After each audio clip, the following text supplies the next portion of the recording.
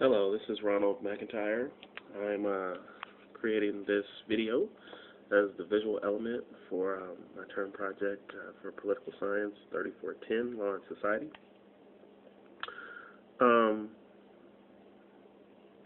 Where do I begin? So, I chose fashion copyright as a subject or topic, rather, to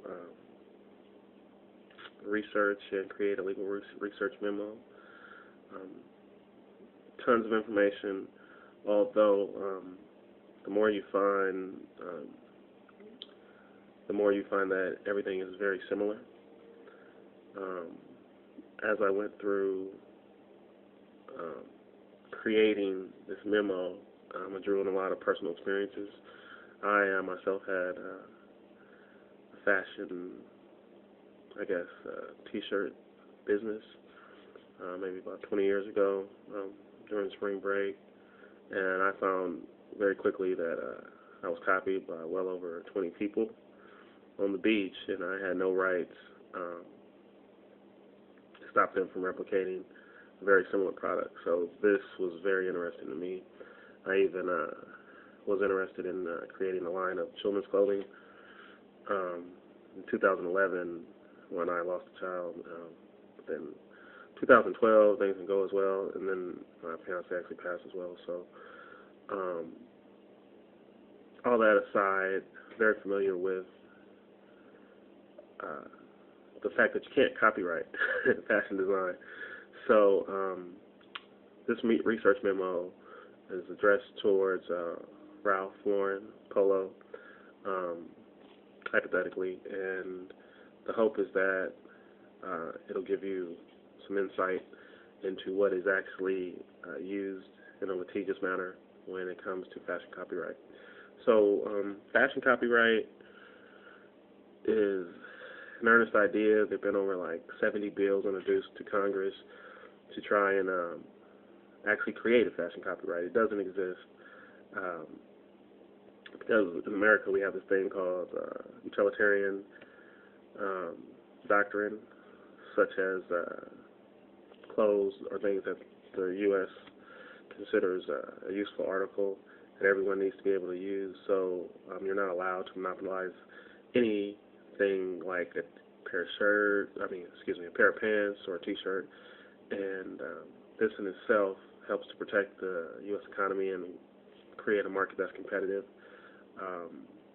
Congress is actually very adamant about not allowing a monopoly to create itself, which would happen very quickly, the amount of wealth that some of these fashion designers possess in comparison to someone who may be starting out or who's in the middle market. So what do fashion designers do to create a copyright, as you will? Well, copyright itself is a law that protects creative works and ideas such as, a piece of art like a painting, or even a film, or a piece of literature like a book, a novel, what have you. But as far as clothes go, this is not the case. So what attorneys do, being such genuinely honest people, they use trademark law, and trademark law allows them to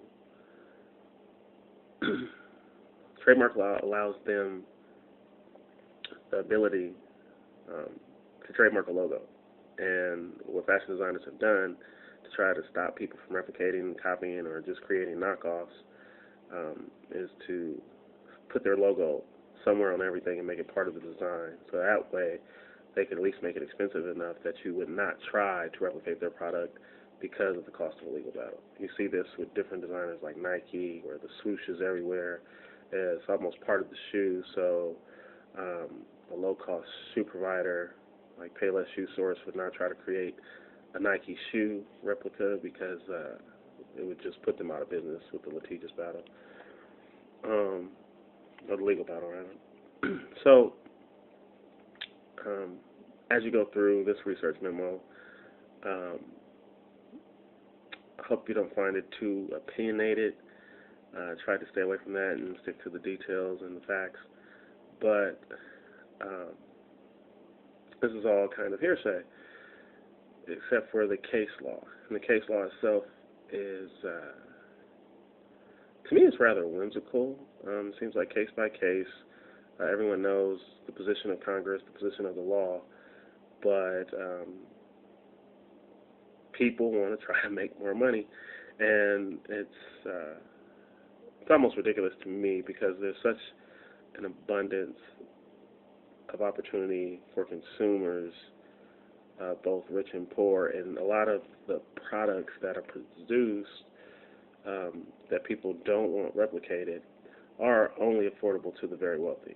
The majority of people in this country are lower to middle class or living in poverty, so replicating a $2,000 bag that you can sell for $30 is kind of a farce, in my opinion, to try and eliminate that type of competition, because it truly is no competition. Maybe it's just to preserve the exclusiveness of the product and its appeal so that it can remain popular. But this in itself, to me, is quite ridiculous, because things become popular because the mass of people likes them, but that's not everyone's interest, which is the great thing about this country and the liberties that we're afforded, that you can pursue your own interest and take it to court. The thing I found interesting about copyright law, trademark law, patent law, what have you, is how naive most consumers are when it comes to the true legal battle. They have these ideas about court that they've seen on television, which is more for dramatic effect rather than the reality. The reality is long depositions, lots of evidence, lots of legal fees, being billed by the hour for an email that took 2 minutes to read. So many hours spent, many dollars spent creating turmoil, I'd say, just to discourage others from competing in what should be a free market. The great thing that I think about when I think about trademark and copyright law as far as fashion goes is that the government is pretty much taking a hostile stance against people trying to create, or trademark a fashion design, because trademarks, unlike copyrights, last forever. As long as you continue to use them in the world of business, a trademark can go on and on permanently, whereas a copyright is only for about 70 years, and thus continues until the death of the person who created it. So it's funny to think of life in those terms, because how many of us are really going to live that long? But when you think of the 1% of this country producing most of the products because they hold most of the wealth, generation to generation, send their interest and so on to preserve the stranglehold on the market. So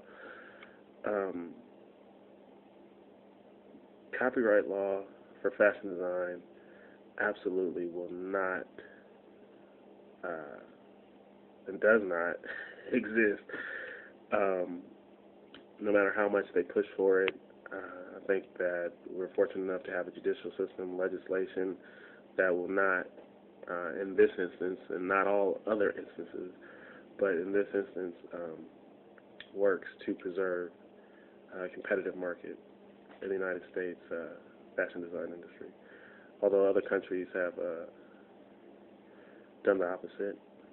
Some European countries where they allow you to copyright things of fashion, but just imagine if someone was able to copyright or trademark something as simple as a shape of a circle or a square. Then how could we live our lives? I mean, someone would just own a square, and you couldn't draw a square without having to defend yourself in court. That in itself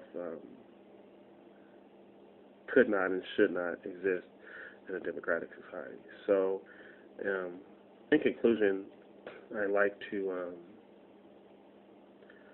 say that it's very encouraging, the laws that exist, and I believe that's the purpose of the laws of our copyright and trademark, as far as design goes in this country, to encourage people to create artistic works that will add value to our society, both intellectually and artistically. So that in itself is my video presentation. It's more of a brief snippet of a lecture. I thought, in contrast to creating a PowerPoint presentation, I've done several PowerPoint presentations myself. Worked in finance for a long time, and I found that I couldn't keep people's attention, and that a short video actually did more in trying to split my left and right brain, listening and watching at the same time. So,